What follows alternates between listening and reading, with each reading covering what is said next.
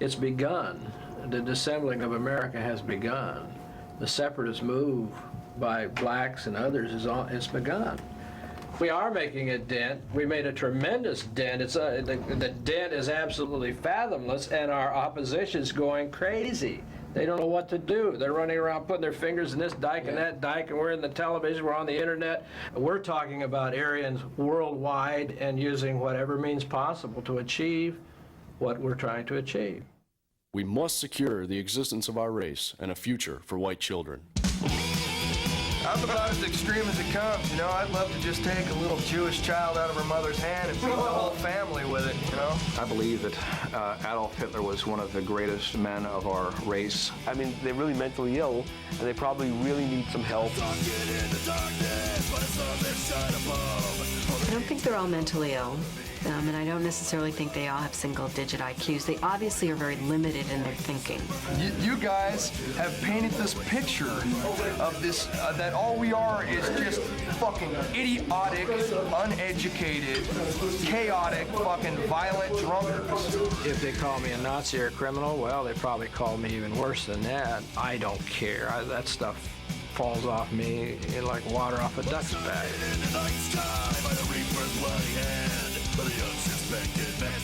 We've been called haters and participating in hate groups and hate music and hate. My philosophy is if you have people that are standing against you, the only way to get them out of your way is in a violent manner. We have to be violent. We have to push out. You know, we have to get those out who don't belong, who are ruining our society, integrating it with their false values and their communist, parasitical Jewish ways. For all these things, we fight to the death. Hatred is a fact of life. Simply means you intensely dislike something. And what's happening to our race, I do intensely dislike. And anyone who cooperates in that. They're trying to spread their hatred and their propaganda, and they're going for, you know, for weak-minded young people to do that with. Well, with the exception of fucking Jews and Zionism, fucking, you know, there were natural boundaries that kept fucking all the fucking other races apart from the fucking European race, you know. It's a shame that parents aren't teaching their kids the right morals and views nowadays, to just stay with their own. It's nature's law. I think there's one goal for these groups, and that is to create race wars, if you will. And that's what they think will enable them to bring everybody else around to see the light, that we really shouldn't be mixing, as they call it, that we really should be living separately. I consider myself a racist. Racism is oftentimes misunderstood by people. They automatically, because of perceptions they have in the media, regard racism as being based on hatred. Again, racism is not based on hatred. At least the racism that I have adopted is based on a love for a group which I have identified myself with. That is the people that have migrated from Europe.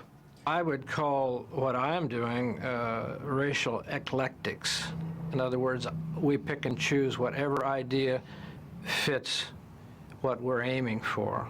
Our premise is simply this, that the white European race are 15% maximum of the world population and decreasing.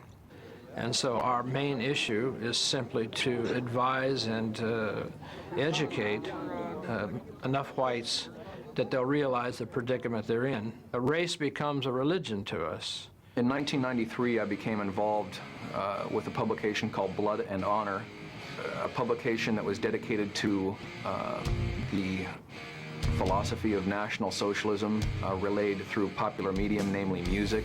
We've been aware of Eric Davidson's activities in terms of publishing Blood and Honor for quite some time, because the magazine is not just about music, it's about promoting the racist ideology. Music has always been a great motivator, and in this country we've had a real history of political issues being hyped by music. 10 years ago, there wasn't but about, there was only a couple of bands out there, Ian Stewart, handful of bands, and now in the world today, there's, how many bands would you say there are? Dozens. Music is a way of bringing kids together. And you take the music, regardless of whether they listen to the words or not, and you create a concert atmosphere, there's beer flowing, and you get kids together and they feel like they belong. Then you add to it the racist lyrics, and you start indoctrinating them and bringing them into the fold of these white supremacist groups. 3 or 4 years ago, it looked like the skinheads were sort of on the ropes as a force. But it appears today, in 1996, that there's a resurgence, a strong resurgence. And how it's happened, I don't know. I don't know. Maybe the music is the catalyst.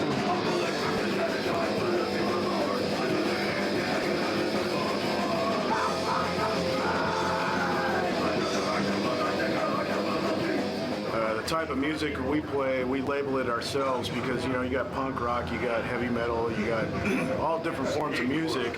We're strictly hatecore. That's our own music right there. Hatecore is exactly self-explanatory. We hate you.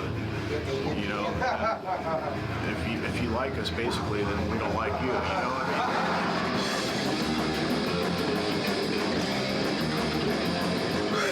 The music is, you know, usually loud and angry and hard. It's when you listen to the lyrics that you realize that it's being sung by, you know, people who have a very specific message of hatred and bigotry that they're trying to get out, and that's what you get out of it. Just, you know, hate, hate, hate. Music is supposed to be used as a tool, and the tool is to educate people, our people. This band here sings about our heritage and our land and our brotherhood. This band focuses on an issue that we're all involved in, and it's basically the survival and the repopulation of our race.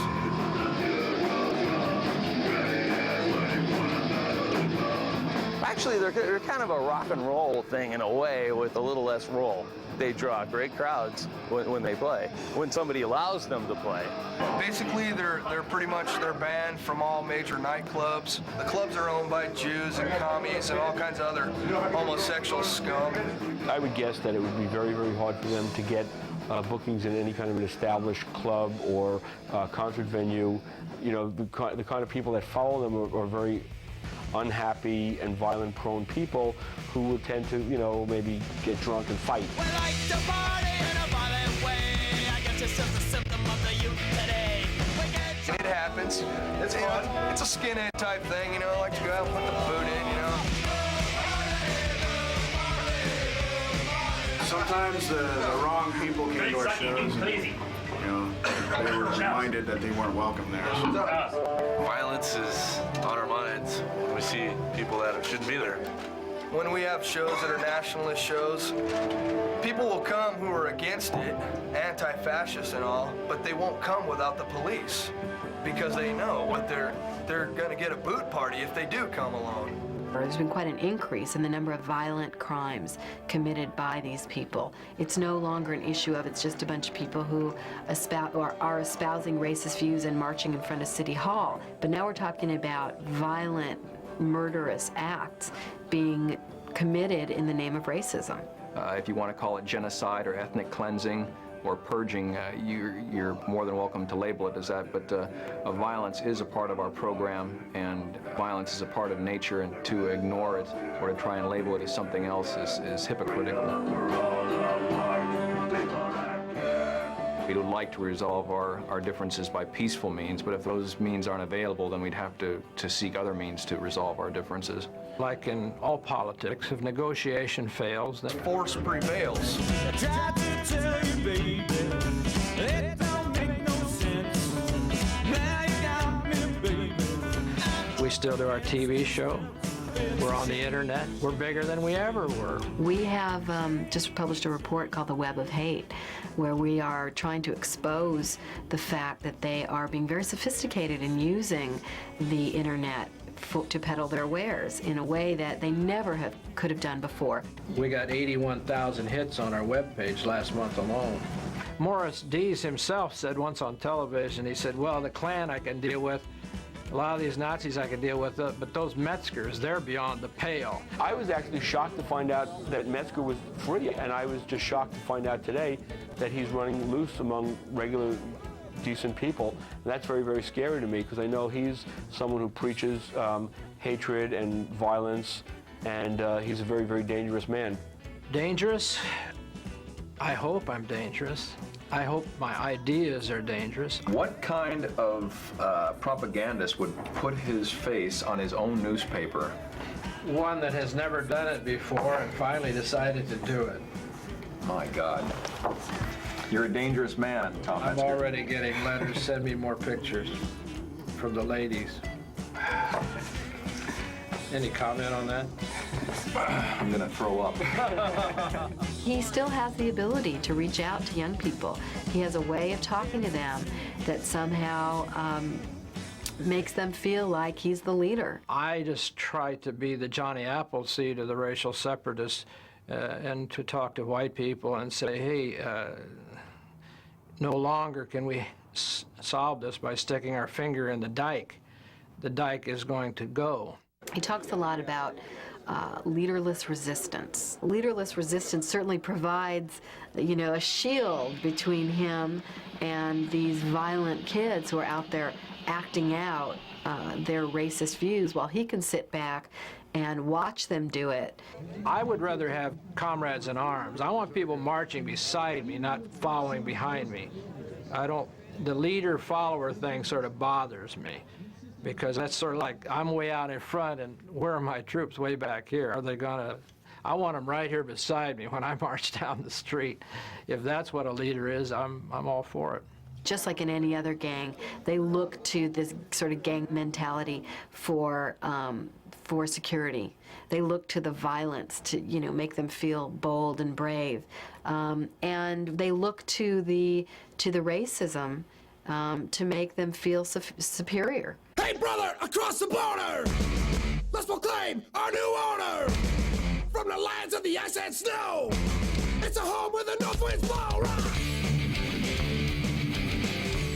I believe that some people have to stand up and be counted, that the measure of a man is standing up for what they believe in, no matter how radical those beliefs may be.